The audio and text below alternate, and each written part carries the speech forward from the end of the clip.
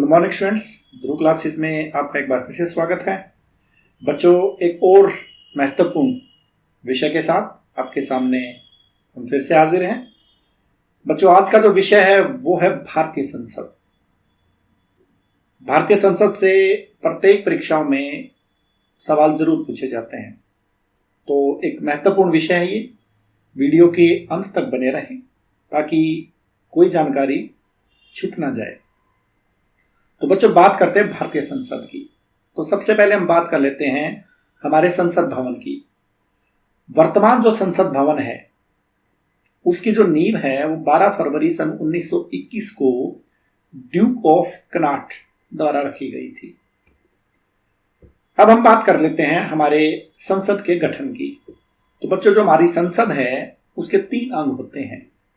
पहला अंग राज्यसभा, दूसरा लोकसभा और तीसरा अंग है राष्ट्रपति। अगर हम राज्यसभा की बात करें तो यह संसद का ऊपरी या उच्च आप बोल सकते हैं और स्थायी सदन होता है, अर्थात राज्यसभा को कभी भंग नहीं किया जा सकता। इसे काउंसिल ऑफ स्टेट भी बोला जाता है, अर्थात राज्यसभा राज्यों की परिषद कहलाती है। 3 अप्रैल सन 1952 को राज्यसभा का गठन हुआ था और 13 मई सन 1952 को राज्यसभा की बैठक आरंभ हुई थी। अब हम बात कर लेते हैं लोकसभा की। लोकसभा संसद का सबसे महत्वपूर्ण लेकिन निम्न सदन होता है, निचला सदन होता है, और इसे अस्थायी सदन भी बोला जाता है। क्यों? क्योंकि लोकसभा को भंग किया जा सकता है समय से पहले भी, और 5 साल के बाद तो लोकसभा नई आती ही है। इसे हाउस ऑफ द पीपल बोला जाता है क्योंकि लोकसभा के जो सदस्य होते हैं वो प्रत्यक्ष तौर पर जनता के द्वारा चुने जाते हैं। 17 अप्रैल सन 1952 को हमारी पहली लोकसभा का गठन हुआ था। बच्चों, बात कर लेते हैं राष्ट्रपति की। भारत का जो राष्ट्रपति है वो भारत का प्रथम नागरिक कहलाता है। सबसे प्रमुख व्यक्ति होता है देश का, सबसे ऊंचा संवैधानिक पद होता है उसका। संसद में जितने भी कानून बनाए जाते हैं उन कानूनों को अंतिम स्वरूप राष्ट्रपति की मंजूरी के बाद ही मिलता है, लेकिन राष्ट्रपति संसद की किसी भी कार्यवाही में सीधे तौर पर भाग नहीं लेता। बच्चों, अब हम बात कर लेते हैं राज्यसभा की। अगर हम राज्यसभा की बात करें तो बच्चों, राज्यसभा में जो अधिकतम सीटें होती हैं वो 250 हो सकती हैं।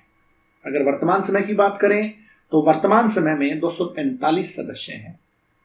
ये जो 245 सदस्य हैं इनमें से 229 सदस्य हमारे सभी राज्यों से आते हैं। 4 सदस्यों का जो चयन है वो केंद्र शासित प्रदेशों से होता है।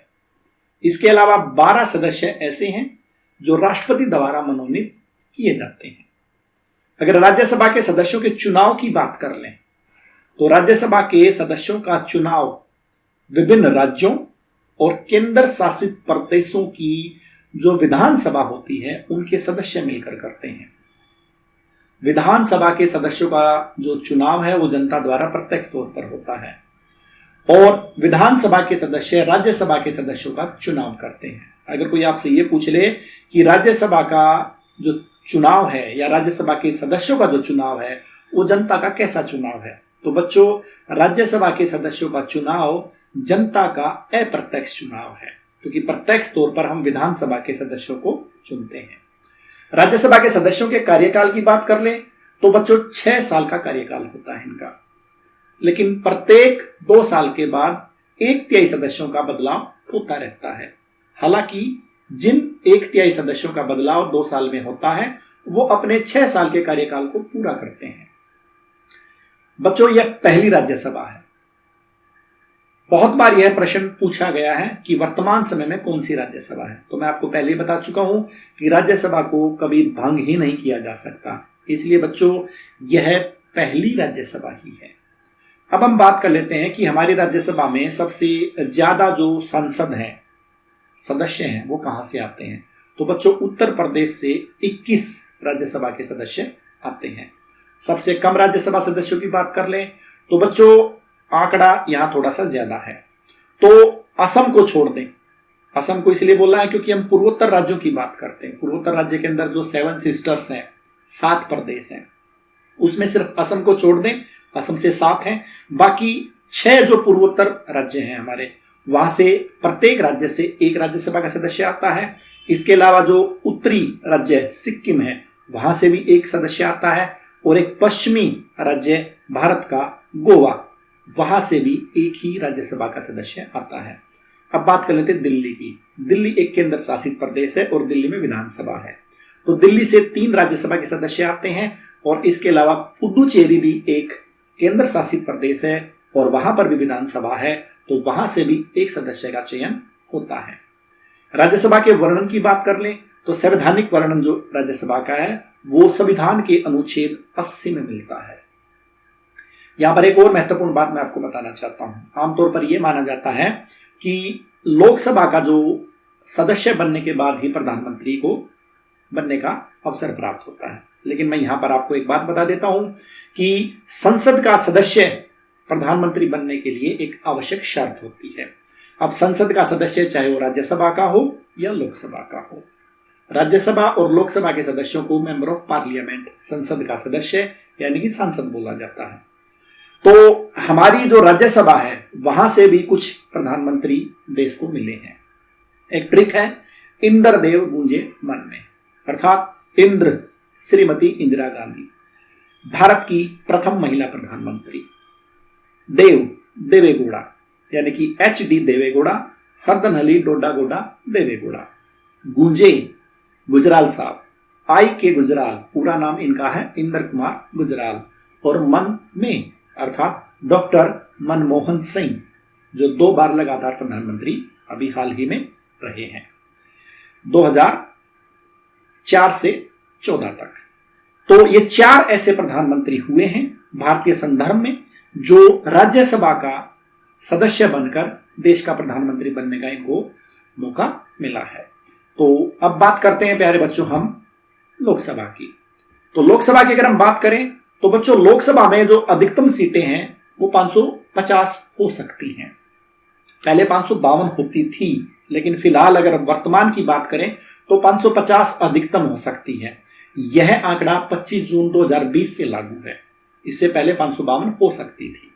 और वर्तमान की अगर हम बात करें तो 543 सदस्य हैं, लेकिन 25 जून 2020 से 545 थे। अब ये 2 सदस्य कहां गए इसके बारे में आगे बात करेंगे। अब ये जो 543 सदस्य हैं ये कहां से आते हैं, तो बच्चों ये 543 जो सदस्य हैं उनमें से 530 सदस्य विभिन्न राज्यों से आते हैं और 13 सदस्य हमारे सभी केंद्र शासित प्रदेशों से आते हैं। एक चीज मैं और आपको यहां पर बता दूं, ये जो 530 + 13 जो आंकड़ा है वो 17वीं लोकसभा के अनुसार है, क्योंकि अभी केंद्र शासित प्रदेशों की संख्या बढ़ गई है और राज्यों की संख्या थोड़ी सी घट गई है। 28 राज्य हो गए हैं और 8 केंद्र शासित प्रदेश हो गए हैं। तो ये जो आंकड़ा मैं आपके सामने रख रहा हूं बच्चों, वो 17वीं लोकसभा के अनुसार है जो 2019 से 24 तक चल रही है। आगे 2024 के बाद जब 18वीं लोकसभा का निर्माण होगा उसमें शायद आंकड़े बदल जाएंगे। अब जो 2 सदस्य थे वो कहां चले गए बच्चों? 2 सदस्य लोकसभा में राष्ट्रपति द्वारा मनोनीत किए जाते थे जनवरी 2020 से पहले। जनवरी 2020 में एक संशोधन पेश किया गया 104वां, और इसके अलावा जो भारत में आंग्ल भारतीय हुआ करते थे उनमें से 2 सदस्य राष्ट्रपति द्वारा मनोनीत किए जाते थे, लेकिन अब वो व्यवस्था बंद कर दी गई है और 25 जून 2020 को दोनों आंग्ल भारतीय सांसदों का मनोनयन रद्द कर दिया गया है। तो अब भविष्य में शायद आंग्ल भारतीय सदस्यों का मनोनयन नहीं होगा। आंग्ल भारतीय होते कौन हैं? ब्रिटिश समय में जो अंग्रेज भारत आए थे और उनसे उत्पन्न जो बच्चे थे, अर्थात जिनका पिता ब्रिटिश और मां भारतीय, ऐसे बच्चों ने खुद को आंग्ल भारतीय, एग्लो इंडियंस माना था। तो उनका भी प्रतिनिधित्व हमारे देश में रहा है, लेकिन वो 2020 के बाद अब समाप्त हो गया है। भविष्य में कभी दोबारा से ये निर्माण चालू होता है तो हम फिर बात करेंगे। अब लोकसभा के सदस्यों की बात कर लेते हैं बच्चों। लोकसभा के सदस्यों का जो चुनाव है वो जनता द्वारा प्रत्यक्ष चुनाव है, अर्थात जनता प्रत्यक्ष तौर पर लोकसभा के सदस्यों को वोट डालता है। अब हम बात कर लेते हैं कि सबसे बड़ा लोकसभा क्षेत्र और सबसे छोटा लोकसभा क्षेत्र कौन सा है भारत के अंदर? जनसंख्या के आधार पर अगर हम बात करें तो भारत का जो सबसे बड़ा लोकसभा क्षेत्र है वो बाहरी दिल्ली है, और सबसे छोटा जो लोकसभा क्षेत्र है जनसंख्या के आधार पर वो लक्षद्वीप है। क्षेत्रफल की बात करें तो सबसे बड़ा जो लोकसभा क्षेत्र है वो लद्दाख, जो अभी हाल ही में एक केंद्र शासित प्रदेश के तौर पर हमारे सामने आ गया है। और सबसे छोटे लोकसभा क्षेत्र की बात कर लें क्षेत्रफल के अनुसार तो प्यारे बच्चों वो है चांदनी चौक, जो कि दिल्ली में है। अब सबसे अधिक और सबसे कम सदस्य जो लोकसभा से राज्यों से आते हैं लोकसभा के अंदर, उनकी बात कर लेते हैं। तो सबसे अधिक जो लोकसभा सदस्य हैं वो उत्तर प्रदेश से आते हैं, अर्थात 80 सदस्यों का चुनाव होता है लोकसभा की। सबसे कम सदस्यों की बात कर लें तो रमकम लैंड क्या है बच्चों? एक ही प्रदेश है जिसके नाम के पीछे रम आता है, यानी कि मिजोरम, कम यानी कि सिक्किम, लैंड यानी कि नागालैंड, अर्थात मिजोरम, सिक्किम और नागालैंड, इन 3 प्रदेशों से प्रत्येक से एक लोकसभा का सदस्य चुना जाता है जनता द्वारा। दिल्ली की अगर हम बात कर लें केंद्र शासित प्रदेशों से, जैसा कि मैंने आपको बताया 13 सदस्य आते हैं, तो 7 सदस्य लोकसभा के दिल्ली से आते हैं और 6 सदस्य प्रत्येक केंद्र शासित प्रदेश से आते हैं। ये आंकड़ा मैं आपको फिर बता रहा हूं, ये 17वीं लोकसभा का है, ठीक है ना? तो अभी आप इसी के अनुसार चलेंगे तो जो दिल्ली के अलावा 6 केंद्र शासित प्रदेश हुआ करते थे वहां से प्रत्येक से एक चुना जाता है। इसमें हम जम्मू कश्मीर और लद्दाख को भी शामिल नहीं कर रहे हैं। लोकसभा के वर्णन की अगर हम बात करें तो बच्चों लोकसभा का जो वर्णन है वो संविधान के अनुच्छेद 81 में आपको मिलता है। बच्चों हम बात करते हैं राज्यसभा व लोकसभा में प्रथम व वर्तमान व्यक्तित्व की। तो सबसे पहले हम बात करते हैं राज्यसभा के बारे में। बच्चों जो प्रथम सभापति हुए हैं राज्यसभा के वो हुए हैं डॉक्टर सर्वपल्ली राधाकृष्णन। एक चीज मैं और यहां पर आपको बता देता हूं, राज्यसभा के जो सभापति होते हैं वो व्यक्ति ही भारत के उपराष्ट्रपति भी होते हैं, अर्थात डॉक्टर सर्वपल्ली राधाकृष्णन भारत के प्रथम उपराष्ट्रपति भी रहे हैं और प्रथम राज्यसभा सभापति भी रहे हैं।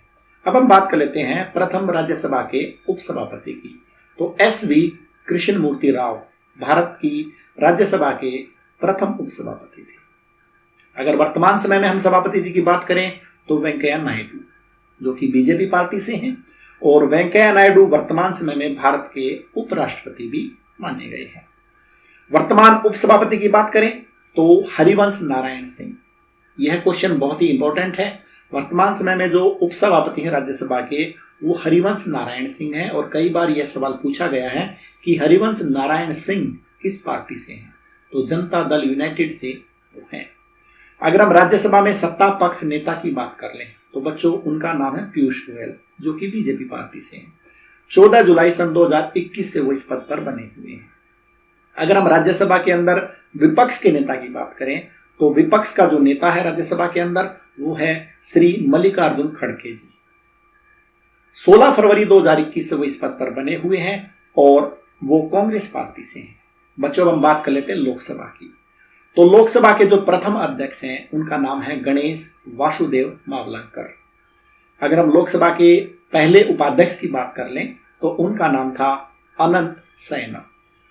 बच्चों इसके बाद हम बात करते हैं सबसे लंबे कार्यकाल की। किस लोकसभा अध्यक्ष का कार्यकाल सबसे लंबा रहा है?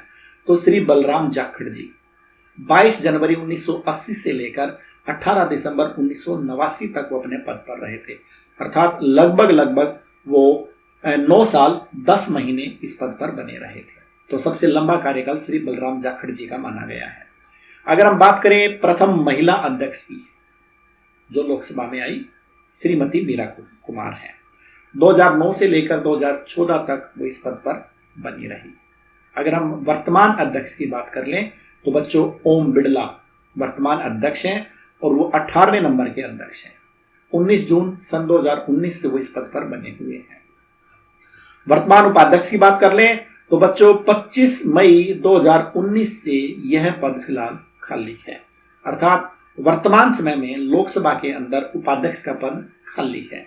अगर हम लोकसभा में सत्ता पक्ष नेता की बात करें तो श्री नरेंद्र मोदी 26 मई सन 2014 से वो इस पद पर बने हुए हैं और वर्तमान समय में श्री नरेंद्र मोदी जी भारत के प्रधानमंत्री भी हैं। अगर हम लोकसभा में विपक्ष के नेता की बात करें तो बच्चों वो पद खाली है। अब वो पद क्यों खाली है उसका भी एक रीजन है, उसका भी एक कारण है।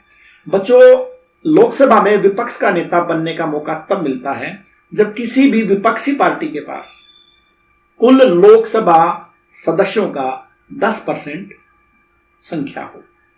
वर्तमान समय में किसी भी विपक्षी पार्टी के पास लोकसभा का 10% बहुमत नहीं है।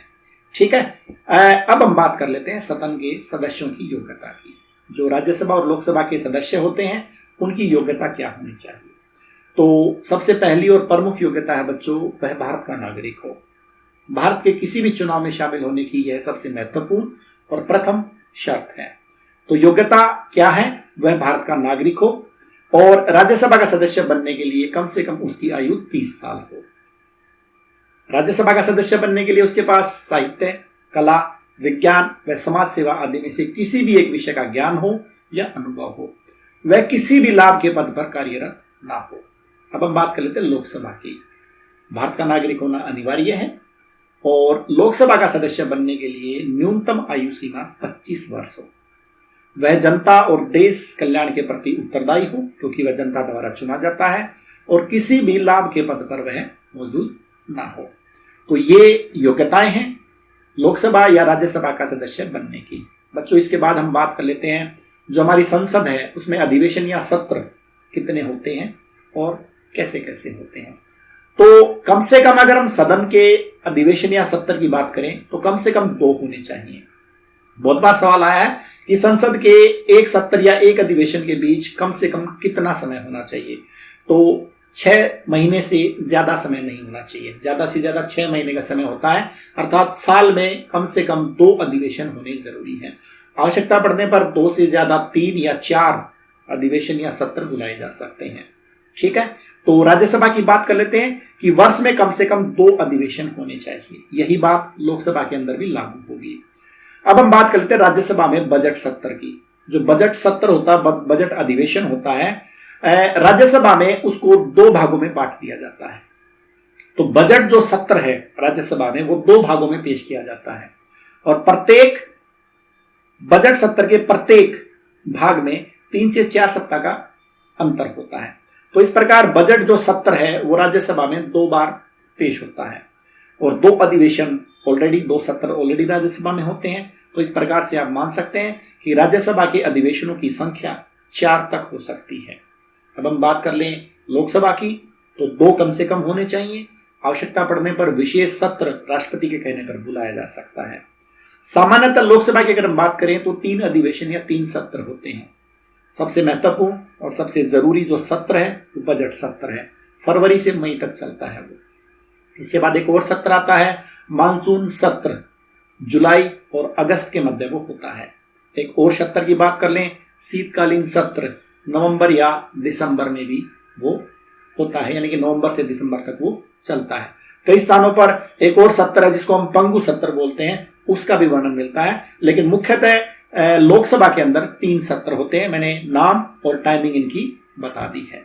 ठीक है, उम्मीद करता हूं कि आपको जो ये वीडियो है वो पसंद आई होगी। मैंने जो कोशिश की है आपको महत्वपूर्ण जानकारियां देने की वो मैं शायद दे पाया हूं। अगर कोई जानकारी आपको ऐसी लगे जो शायद मैं गलत पेश कर गया हूं तो प्लीज कमेंट जरूर करेंगे। ठीक है, मेरे चैनल को शेयर कीजिए, लाइक कीजिए और सब्सक्राइब कीजिए और कमेंट जरूर कर दीजिए ताकि अगर मैंने कोई गलती की हो तो मैं उसको सुधार सकूं। अंत तक बने रहने के लिए आपका बहुत बहुत धन्यवाद। और एक बार फिर से कह रहा हूं, प्लीज सब्सक्राइब माय चैनल ताकि आपको मैं और महत्वपूर्ण और मजेदार वीडियो आपके सामने पेश करता रहूं। और please press the bell icon ताकि जब मैं वीडियो डालूं तो आपके पास वो तुरंत पहुंच जाए। तो अंत तक मेरे साथ बने रहने के लिए आपका बहुत बहुत धन्यवाद। सुरक्षित रहिए। जय हिंद, जय Bharat. Thank you so much.